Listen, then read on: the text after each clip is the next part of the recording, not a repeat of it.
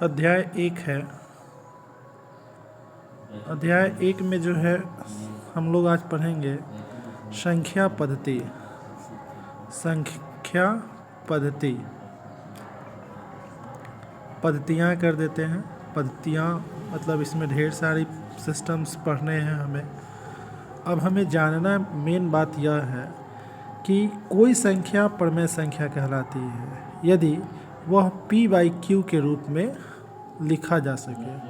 ठीक है, किस रूप में लिखा जा सके? p/q के रूप में लिखा जा सके तो वो परमेय संख्या कहलाती है।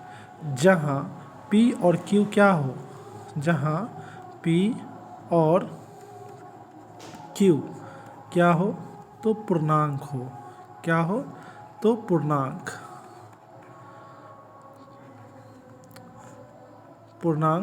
हो। तथा एक शर्त और भी है। तथा एक शर्त ये है कि q is not equal zero, मतलब q जो है वो ज़ीरो नहीं होना चाहिए। मेरा अगला टॉपिक है एक संख्या जिसे p/q के रूप में न लिखा जा सके। अब p/q के रूप में लिखा जाएगा तो वो तो परमेय संख्या कहलाएगा। ठीक है, लेकिन जो नहीं लिखा जाएगा वो क्या कहलाएगा? तो उसके बारे में भी पढ़ेंगे। p/q के रूप में नहीं लिखा जा सके तो उसे अपरमेय संख्या कहते हैं। उसे अपरमेय संख्या कहते हैं। ठीक है, क्या कहते हैं? अपरमेय संख्या कहते हैं। अब हमें जानना है, इसमें भी दो शर्त होता है। वो शर्त क्या है? तो पहला शर्त है कि p और q क्या हो? p और q पूर्णांक हो ना। क्या हो? एक पूर्णांक हो। ठीक है, और दूसरा शर्त क्या है वो जानिए। दूसरा शर्त है कि q is not equal zero. ये दोनों शर्त दोनों में फॉलो होता है, परमेय में भी होता है और अपरिमेय में भी होता है। तो दोस्तों आप जान चुके हो परमेय संख्या और अपरमेय संख्या किसे कहते हैं। अब हम जानेंगे सभी परमेय संख्या और अपरमेय संख्या को मिलाकर वास्तविक संख्याओं का संग्रह कहा जाता है। अब ये दोनों अगर मिल जाएगा, परमेय संख्या भी मिल जाएगा, ठीक है, परमेय संख्या और अपरमेय संख्या अगर दोनों का संग्रह कर दिया जाए ना, दोनों का संग्रह मतलब दोनों को साथ जोड़ दिया जाए तो वो संख्या क्या कहलाती है? तो वो संख्या वास्तविक संख्या कहलाती है। क्या कहलाती है? वास्तविक संख्याएं कहलाती है। इस पर बहुत क्वेश्चन आपको सॉल्व हो जाएगा। और ऑब्जेक्टिव टाइप का क्वेश्चन पूछता है कि क्या परमेय संख्या और अपरमेय संख्या वास्तविक संख्या कहलाती है? तो आप बोल दोगे कि हाँ, वास्तविक संख्या कहलाती है। ठीक है, एक परमेय संख्या का दशमलव प्रसार शांत है। ठीक है, एक परमेय संख्या है। ठीक है, इसका दशमलव प्रसार जो है, दशमलव प्रसार, ठीक है, दशमलव प्रसार का मतलब दशमलव के बाद जो अंक आते हैं, दशमलव प्रसार शांत, ठीक है, शांत और अशांत आवर्ती होता है। क्या होता है? अशांत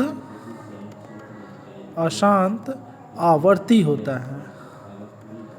ठीक है, पहला तो शांत होता है, ठीक है, और दूसरा अशांत आवर्ती होता है। ठीक है, शांत आवर्ती और एक अशांत आवर्ती होता है। तथा एक बात और ध्यान में रखना है, अपरिमेय संख्या का दशमलव प्रसार कैसा होता है वह भी जान ले। दशमलव प्रसार, ठीक है, तो दशमलव प्रसार मतलब दशमलव के बाद वाला जो अंक होता है, इसमें एक अपरिमेय संख्या का दशमलव प्रसार हमेशा अशांत अशांत अनावर्ती होता है। क्या होता है? अनावर्ती। ठीक है, अशांत अनावर्ती होता है। दोस्तों आप लोग तीनों चीज़ अलग अलग है, शांत, अशांत आवर्ती और अशांत अनावर्ती। ठीक है, तो वास्तविक संख्याएं जो होती है वो 3 पार्ट में बांटा जा सकता है, एक शांत में, एक अशांत में और एक अशांत अनावर्ती में। ठीक है, अब है नेक्स्ट, यदि R एक परमेय संख्या है, R एक परमेय संख्या है, परमेय संख्या है, R एक परमेय संख्या है और S एक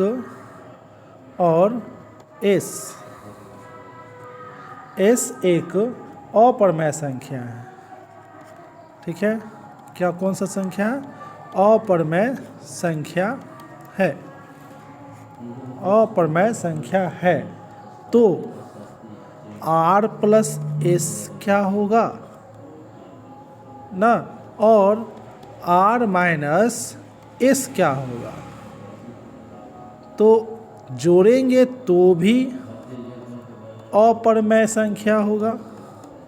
ठीक है, और घटाएंगे तो भी अपरमेय संख्या ही होगा। ठीक है, क्या होगा? अपरमेय संख्या ही होगा। ठीक है, साथ ही एक बात और जान लीजिए, साथ ही इम्पोर्टेंट है, साथ ही यदि R एक शून्येतर का मतलब शून्येतर परमेय संख्या हो। ठीक है, परमेय संख्या हो, शून्येतर परमेय संख्या हो तो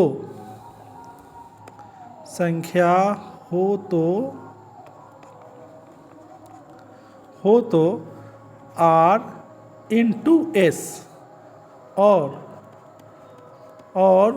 R बटे S, मतलब गुना में और भाग में। ठीक है, अगर भी हो तो वह भी संख्या अपरमेय संख्या ही होगी, अपरमेय संख्या ही होगा। चाहे R अगर परमेय संख्या हो और S अपरमेय संख्या हो तो इसका जोड़ भी अपरमेय संख्या, घटाओ भी अपरमेय संख्या, गुना भी अपरमेय संख्या और भाग भी अपरमेय संख्या होगा। तो आपको पूरा क्लियर हो गया, जोड़ घटाओ गुना भाग सब में परमेय संख्या और अपरमेय संख्या का जब जोड़ करेंगे तो भी संख्या अपरमेय ही आएगा, और जब अगर घटाएंगे तो भी, गुना करेंगे तो भी, और भाग करेंगे तो भी अपरमेय संख्या ही होगा।